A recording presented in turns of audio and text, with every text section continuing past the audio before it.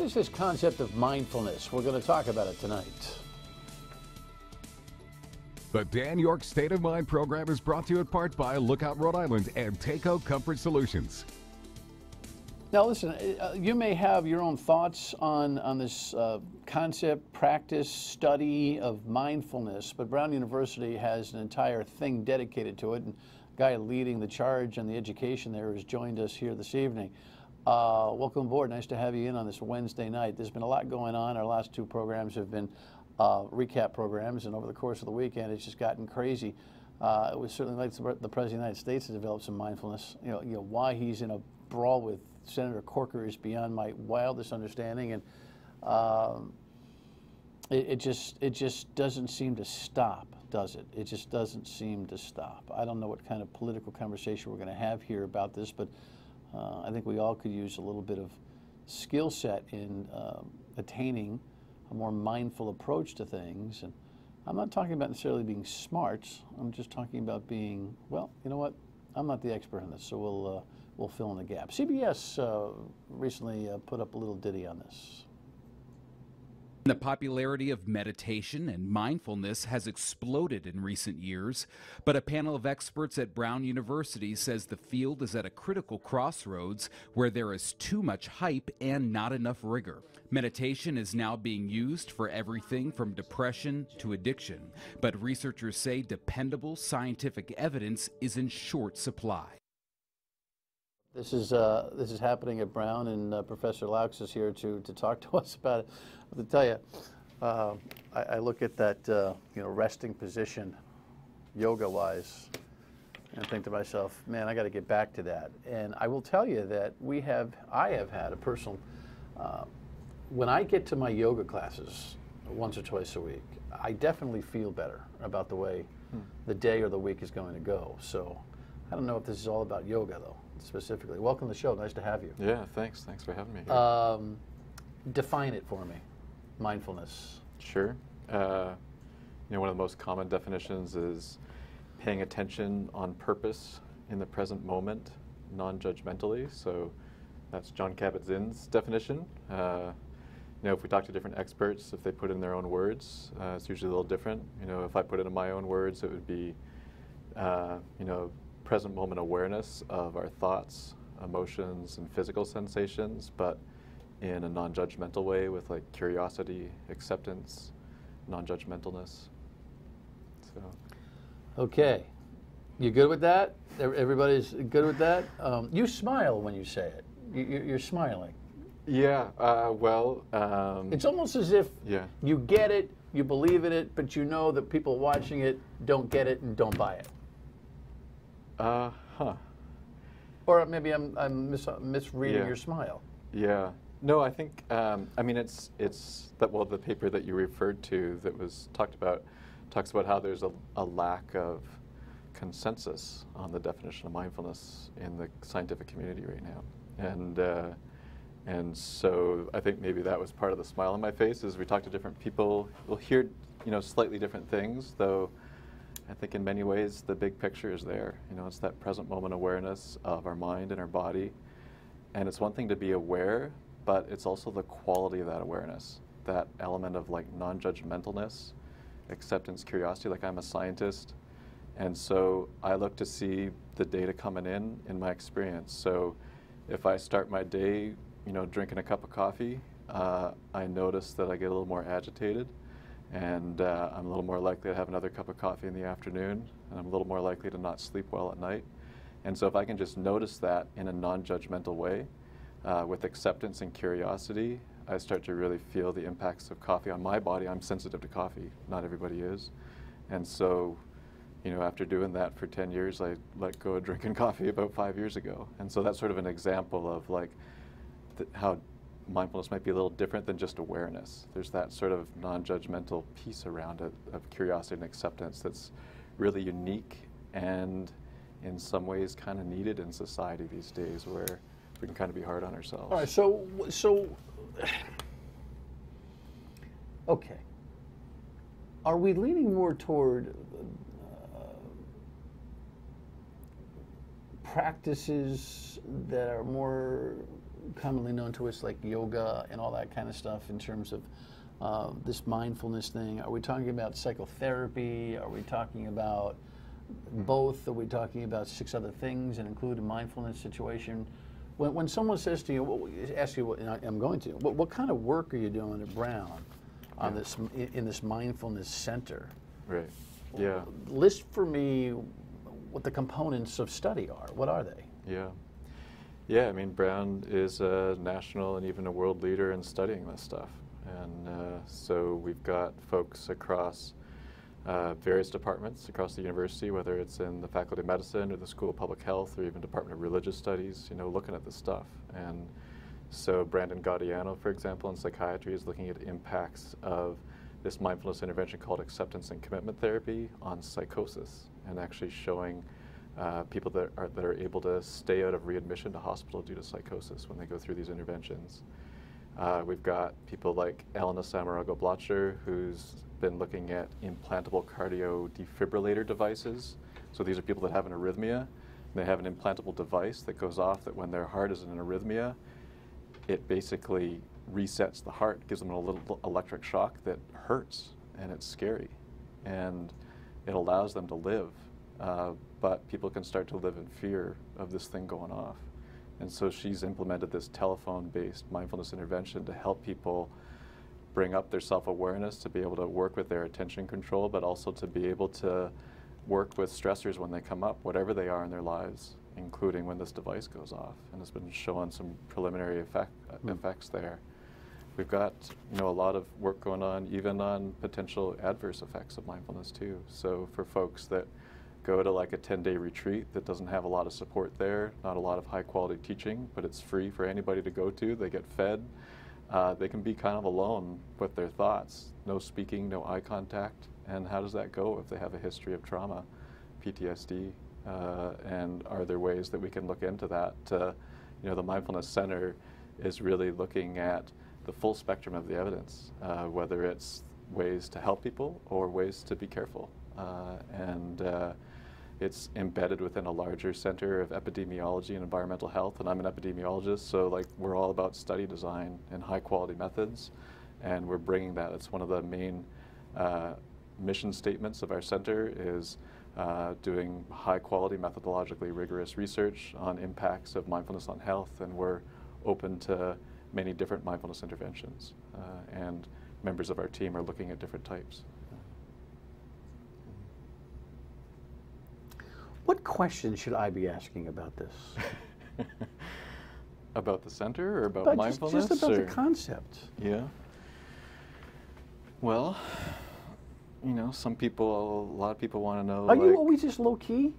Is that part of the mindfulness thing? Are type A's mindful? They can be, probably. I don't know. It's a good research study. We should do it together. You know, I think mindfulness, like I've been practicing mindfulness meditation really seriously for like 20 years. And you can ask my wife, like I get more annoying when I don't meditate. And she's very supportive of me doing it because of that. And so, yeah, you know, I think I'm maybe low key by nature to a certain degree. And, you know, I'm from Western Canada, grew up on an island out there, so there's a certain amount of low keyness with that. But I also notice that I kind of get dysregulated when I'm not meditating, that my stressors go up. How often do you meditate? You know, I most of the time, a couple times a day, I kind of start my day off with it. So do about a 40-minute meditation in the morning, and then. And define meditation. Is it? Can you meditate while you're busy, or it's? It could be mindful while busy, but there's sort of formal meditation and informal. So like a formal meditation would be a deliberate practice where we're setting aside that time to do some sort of focused attention practice. And, you know, it can be in different traditions, but... focused attention meaning you're looking at something? Well, so say like a typical meditation for me would be starting off, you know, like setting up a cushion in my sunroom with, you know, the trees in front. Often my dog comes and finds me and puts his head on my lap, and just start off with the breath and noticing, you know, where my mind goes. My mind usually wanders pretty quick, and where it wanders to is pretty good information about myself. And so part of meditation, part of mindfulness is that self-awareness piece. So when we're trying to keep our mind on something, it's going to go somewhere. That's mind's designed to wander, but where does it go to? Does it go to the future? Does it go to the past? Does it usually go to the future? Does it usually go to the past? That starts to tell us something about ourselves. Is it going to kind of familiar territory? Is it going somewhere fresh and new? And it helps us kind of see where we're at today. And then we notice that and gently bring our awareness back to the object of the meditation, which, say, in my case, is the breath. And that's helping me place my mind where I want to place it. And yeah, maybe the breath is kind of boring, but if I get better at placing my mind where I want to place it, then when my 7-year-old twins wake up in the morning, I can place my mind on them and really be there for them, or really be there for my wife. And so it's helping me be where I want to be. And I go to the gym for my mind to do that. You got this? There's some positive impacts on this health-wise, and like in some studies. I'll show you some data on this when we come back. But first, I want to remind you, if you're trying to be mindful about your finances and you want to have everything in the palm of your hand, Card Ballet is the app that you ought to get from African Credit Union. All you got to do is download it, and every nuance of your financial picture will be right there. It's not just online banking. It is your entire portfolio and the ability to do anything you want with it when you want with Card Ballet. Remember NCUA, online at navigantcu.org. Be right back.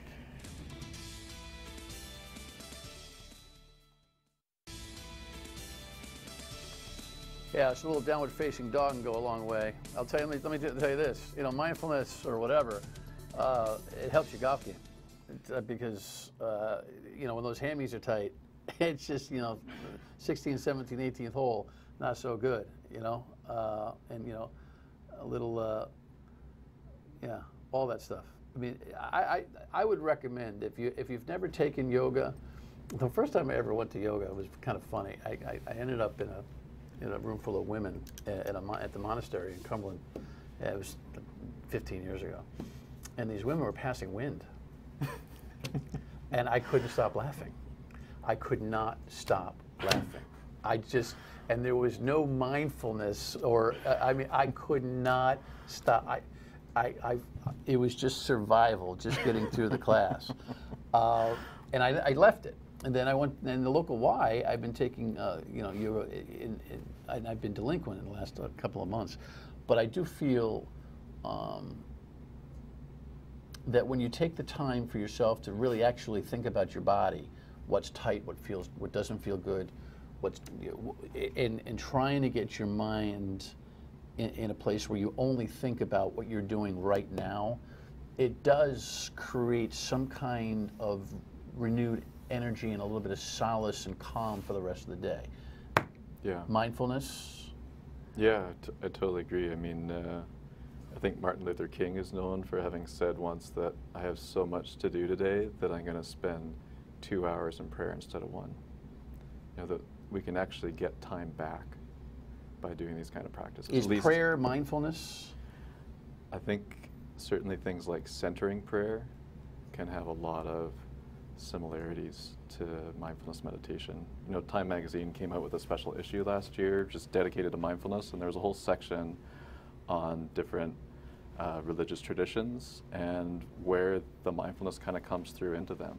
That just about every religious tradition has elements of that in it. And so, you know, I think from my understanding anyway, I don't know that much about, you know, comparing, contrasting, you know, within different traditions, but I understand that centering prayer has that kind of attention control piece to it, and that we're trying to keep our mind in this particular place, and the mind wanders and will go elsewhere, but we keep coming back to that particular prayer that's bringing us back. We've got a couple of slides. I just want to not so mindfully race through them, but the blood pressure reduction, the chart is important, but the concept, I think, is more important. Let's talk about that. You can bring that down, Eric. There's reductions in blood pressure problems for people who are more mindful, correct? I mean, this is an NIH study that we're running right now, so those are preliminary data coming through. And yeah, for people with uncontrolled hypertension, after 6 months of follow-up, it's coming down 13, 14 millimeters of mercury, which is, it's a big drop. we're still waiting on the 1-year follow-up that'll be coming in the next couple of months. So again, as a methodologist, I'm looking for 1-year follow-up to see if it holds long term. And we're shifting. We have a randomized Why control wouldn't it trial. hold? If people stop being mindful, maybe it won't hold. But if you've gotten some kind of rhythm, it seems to me, to mindfulness, you would think it would hold. Or the systemic biology think you can take over again? Is that what you're worried about in studying it? I mean, behavior change is fierce. So things that improve blood pressure are things like changing diet and physical activity, our relationship with stress, our relationship with alcohol consumption, our relationship with taking our medications. And it's really hard to change. And so these people go through a 9-week intervention, and then the intervention's done. And they can still be part of our community group that meets a couple times a month and come to our all-day retreats that happen 3 or 4 times a year. But when people go through interventions and then the interventions are done, it can be tough. Ask anyone who's dieted. Right, holding on to the concept. It's tough to hold on. And so mindfulness interventions are another behavioral intervention. And what are you working with the students? You say you're working with a project with the students at Brown on this mindfulness concept. Yeah, we've developed this intervention called Mindfulness-Based College, and it's for emerging adults. So when we think of emerging adults that are landing at an undergraduate college program at any university that can get to our study center. And so when we think of young adults leaving their homes and moving to college a lot of the time, or even just entering college, even if they're staying at home, suddenly their environment changes, and the pressure's high. There can be this idea to kind of look cool and in control, maybe not get all that much sleep, maybe be drinking on the weekends, experimenting with drugs maybe, and still cranking out high marks. And when we talk with students, the stress levels are remarkably high. Just last year, I think, for the first time in history, adolescent stress at the national level is higher than adult stress. And so we've developed this mindfulness-based college intervention where we train the students up in mindfulness practices that help with their attention control, like placing their mind where they want to place it, working with their self-awareness to really enhance that, working with their emotion regulation. And then we start to take those skills and direct them towards their relationship to the things that influence well-being and performance in college students. So the relationship with their diet, physical activity, sleep, stress, social relationships, drug and alcohol use. You talk about the amount of time that young people spend on video and on the phone and all that kind of stuff. I mean, clearly that's not helping their mindfulness, seems to me. Right? It's more interaction with people. It seems to me to be more mindful than the video. No, is that yes? That's my instinct. Is it true? I mean, I can certainly say what the students share in class around it, where there's a certain feeling sometimes of addiction to the device and wanting to be free of that addiction. The devices can keep us connected to our loved ones and can be really efficient. It's like any tool that humans have devised. Like, it's really good. We figured out how to develop like a fishing hook and a fishing line, and that's helped us catch fish and feed ourselves. But now we have all these new tools. And so, say if a tool is a smartphone, how do we use it in a way that's going to lead to happiness and healthiness, which it certainly can, without getting hooked by the things that can be addictive to allow us to use it in ways that aren't leading to healthiness. So give me a cliff note on how to establish that non-hookedness type of disposition with your smartphone. What are there practical practices that you employ? Well, if someone asks me about it, ways that I talk about working with that are things like, with meditation, the mind wanders. Notice where it wandered to and ask ourselves, is it helpful for it to be there? And if it is, let it be there. And if it's not, then can we direct it somewhere helpful? So the same with a phone. Whip out my phone, slide my finger, push the email or push the Twitter feed or whatever it is, and just noticing, is it helpful for me to be doing this right now? And if so, let's do it. And if not, maybe turn it off and do something that's more helpful in this moment. And so that's sort of that piece that it can kind of apply to. Okay. Final few mindful thoughts, and we come back. Stay with us.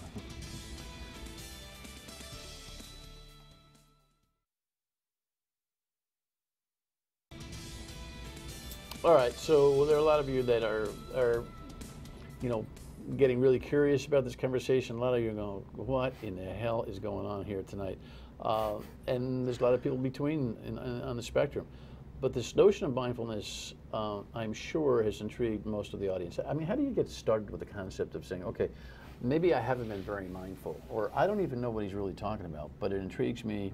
And if you're telling me there's life benefits, and I'm guessing the list is long, how do you start? Yeah, great question. And it's a question that people around the country and around the world have these days. And that's kind of the other element of the Brown Mindfulness Center, where our second mission statement is around service. And so what we'll be doing is creating a website that'll be launched within the next week or two. It'll be brown.edu/mindfulness center.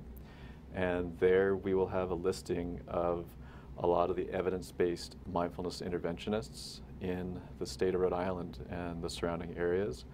And so people that are interested in learning about mindfulness, whether it's companies or schools or hospitals or just individuals, and they want to know, who's doing the evidence-based work that's been tested by the scientific method, we have a pretty large network of evidence-based. So you're telling me this? We have a minute here. You're telling me that there's application not just to individuals but to organizations. Right. More efficiency in your organization, your company might be more profitable if you're more mindful about what you're doing, all those kinds of things, correct? It's a super hot thing these days, and I mean, well, so there you go. When you say it's a super hot thing these days, be honest with me. Are you in the middle of a trend? Right. Like a fad? Right. Or are you in the middle of something that's really real that has long-term human? I don't even know what the word is. Acceptance. Yeah. Yeah, it's a good question. And part of what we're looking at is it fact or is it fad? And there's certain areas that I would say are fact. So well, you have a mindful approach to your life, so there's no way that you're going to objectively come down to the concept that this is a fad, right? Well, as a scientist, we need to have healthy skepticism. And the best scientists are often the most skeptical. And so as a responsible scientist, I full on take that on. So part of my mindfulness practice is to just look at the data and report what I find. And I've got a history of doing that. So part of your mindfulness practice is to actually be objective about whether mindfulness is real. And that is mindfulness practice in itself, is testing it out in ourselves, trying it out, and does it work, yes or no? All this is online at foxprovidence.com. We will link to all of the Brown mindfulness stuff. Great to have you. Yeah, come on back when you find out whether it's real. I think it is. Nice to meet you. Thanks, yeah, you too. Final word Thanks when we come back. me. Stay with us.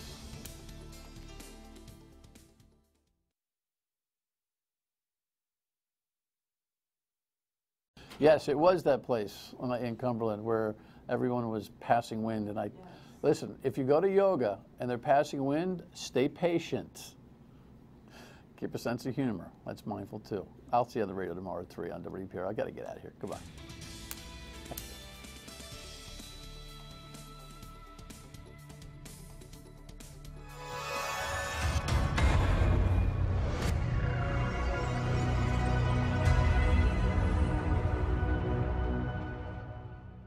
Yes, it was that place in Cumberland where everyone was passing wind. And listen, if you go to yoga and they're passing wind, stay patient.